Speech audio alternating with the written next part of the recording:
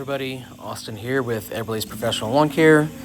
As you can see, I have got my tripod in finally, and so I got to test it out over the weekend, and I'm just doing some voiceover now to give you guys something to actually listen to and not just the loud engines of the mower and the blowers and the weed eaters and all that stuff. So what I'm using here is a 34-inch Hustler Surfer Pro, and I love this thing. It works really well, and it fits into just about every single one of the gates that I have as my properties. There's just a few exceptions there, and I have a 21-inch Honda push mower that I use where I can't fit this into, but I really love it, and I'm super glad that I got this. And so I would recommend, if you guys are looking into something, make this one of the options that you guys look at if you're needing something smaller. Obviously, if you need something bigger, 48, 52, even a 72, then, this wouldn't be it. But if you guys are just doing some residential stuff, need something to get into the backyards, but still make your life a lot easier and the yards quicker, then this is something to definitely consider. And so this property here is actually one of my customers that I do regular mowing services for and is on the bi-weekly winter services that I do. I am mowing the back because when we did our last mowing service of the year, they were out of town for a while. And so she keeps her gate locked when she's not here, and she usually just opens it when she knows I'm going to be around. And so I didn't get to mow the back, so today we are mowing the back. And then in the front, we're going to be doing some, just a few plant installs. We're going to be putting a few mums in and a small boxwood as well. And typically this would be, the mowing would be a part of the winter service package, and I would just do a full mow. The front doesn't need it, but the back definitely did. And so what I decided to do was go ahead and just let her know we could do the, excuse me, we could do the back mow as part of the winter service package.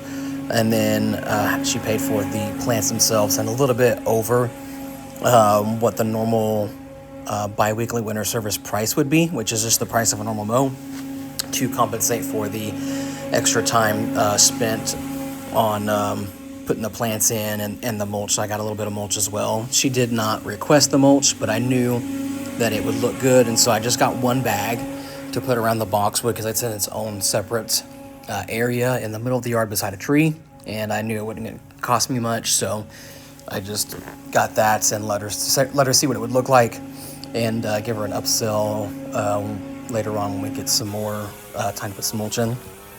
And so as you can see, just knocking it out pretty quick in the back here. This is obviously on at least on times 2 speed here, and so I don't actually walk that fast and mow that fast when it's that close. But yeah, I'm about to be done here in the back, and then we'll move into the front after I blow off the back patio, which is where the tripod is standing.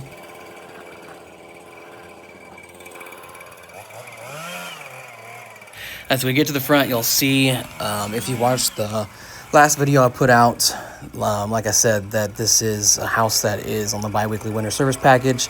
And I only have, or had about 40 customers for most of the year mowing wise.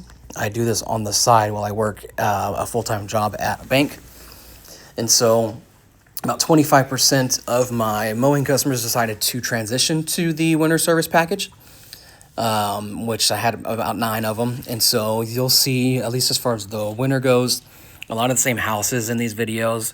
That's why I don't have 40, 50, 60 houses that are doing the winter services or that I'm doing a bunch of work for. It's just these. And so I'll try to get as much content as I can from them and get you guys as much, tips and tricks or information, anything that you guys would like from them. But obviously, I might be a little limited with just these 9 properties that I have for the winter.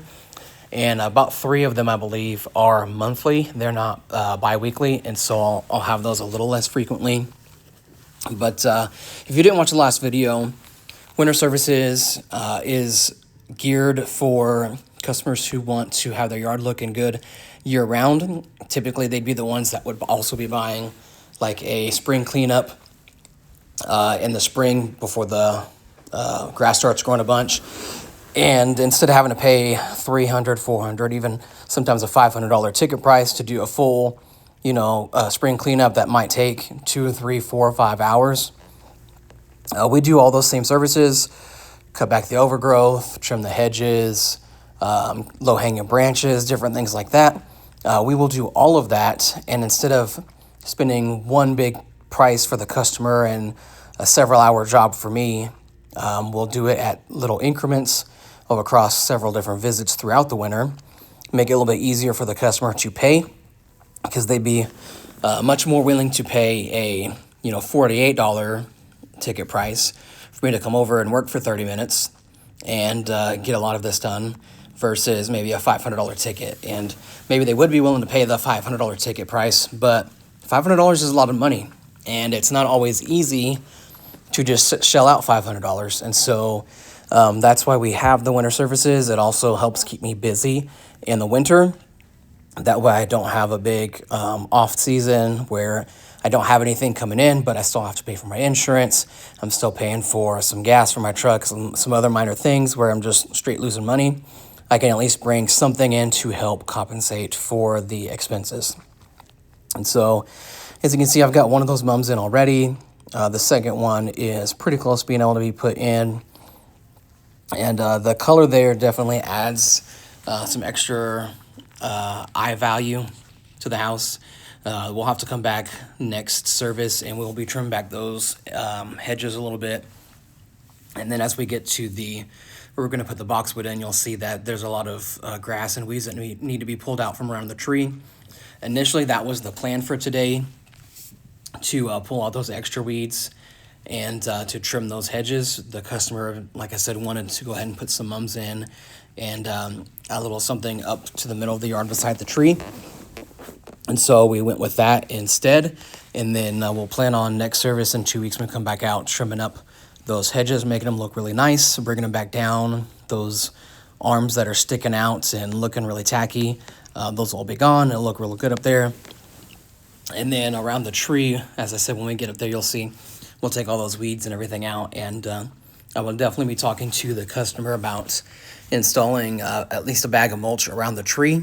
Like I said, I got one for the boxwood just to show her what it would look like. And it does look really nice when we get done at the end there.